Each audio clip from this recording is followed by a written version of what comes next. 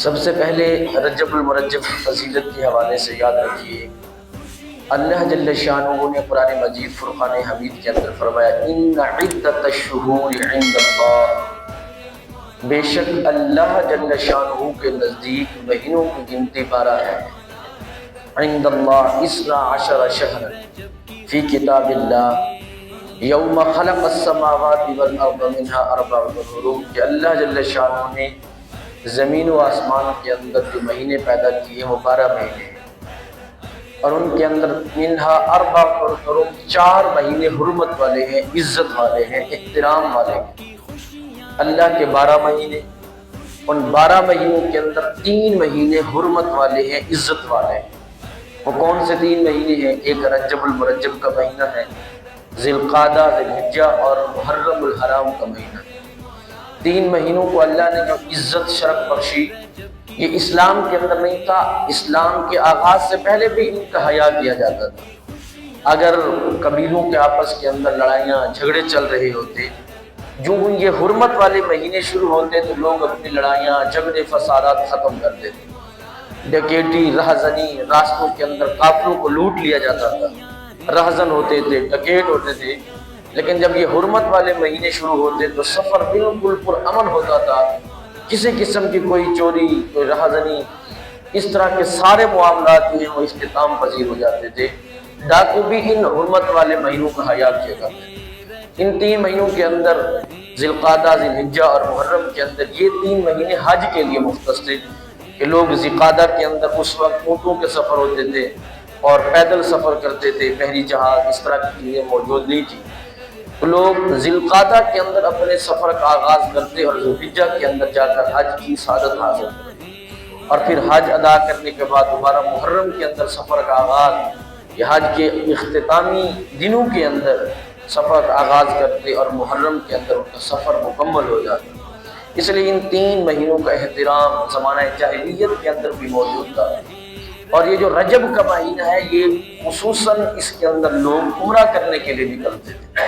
اس مہینے کے اندر اللہ جل شانہ نے 2 حکم دیے، ایک حکم ان 4 مہینوں کی حرمت کا تھا، اور دوسرا حکم کہ رجب المرجب کے اندر اللہ جل شانہ عبادت کا دگنا ثواب عطا فرماتا ہے۔ تو اس دگنا ثواب کی وجہ سے لوگ عمرہ کے لیے آتے، ان کو ڈبل ثواب لینے کی امید ہوتی، اللہ کی رحمت کی تمنا کے اندر لوگ نکال رہے ہیں۔ تو پہلا حکم جو ہے ڈبل ثواب والا وہ منسوخ ہو گیا، حرمت والا حکم باقی موجود رہا اسلام کے اندر۔ تو رجب المرجب بھی انہی حرمت والے مہینوں میں سے ہے کہ جس کی حرمت کا حکم کہ حضرت ابراہیم علیہ السلام کی ملت سے چلا آ رہا ہے۔ نبی پاک علیہ السلام جب یہ مہینہ آتا تو سرکار اللہ کی بارگاہ کے اندر دعا کیا کرتے تھے، اللہم بارک لنا فی رجب و شعبان و بلغنا رمضان، او کما قال، یا اللہ کہ ہمیں شعبان کے اندر، رجب کے اندر اور شعبان کے اندر برکت عطا فرما، اور اس کی برکت سے ہمیں رمضان کے مہینے تک پہنچا دے۔ یعنی نبی پاک علیہ السلام اللہ کی بارگاہ میں عمر کی دعا مانگتے، یا اللہ ہمیں اتنی عمر عطا فرما، ان 2 مہینوں کی برکت کی وجہ سے ہم رمضان تک پہنچ سکیں اور رمضان کے اندر عبادت کر سکیں۔ حضور صلی اللہ تعالیٰ علیہ وسلم کو شوق ہوتا ہے کہ مہینوں کی جو فضیلت ہے ایک دوسرے پر برتری ہے، کہ اللہ جل شانہ کی مرضی ہے۔ اب وہ کہے کہ رجب کو فضیلت کیوں ملی ہے؟ اللہ جل شانہ کی مرضی، اللہ نے بعض سالوں کو فضیلت دی، بعض جگہوں کو فضیلت دی ہے۔ سارے شہر اللہ کے نزدیک عزت والے، لیکن مکہ جیسا شہر کوئی نہیں ہے، مدینہ جیسا شہر کوئی نہیں ہے، کہ اللہ نے ان کی قسمیں لا اقسم بہذا البلد، قرآن کے اندر اللہ نے ان کی قسمیں اٹھائی ہیں۔ اسی طرح مختلف راتوں کی فضیلت ہوتی ہے، رمضان مبارک کی راتیں ہیں، 27 کی رات ہے، شب برات ہے، مختلف راتوں کو اللہ عید الفطر کی رات ہے، عید الاضحیٰ کی رات ہے۔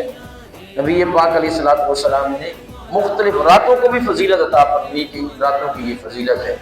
تو اسی طرح آقا کریم علیہ السلام نے فرمایا 5 راتیں ایسی ہیں لا یرد فیہن الا الدعاء، فرمایا ان راتوں کے اندر اللہ کسی کی دعا کو رد نہیں فرماتا، اور ان میں سے ایک رات رجب المرجب کی پہلی رات ہے۔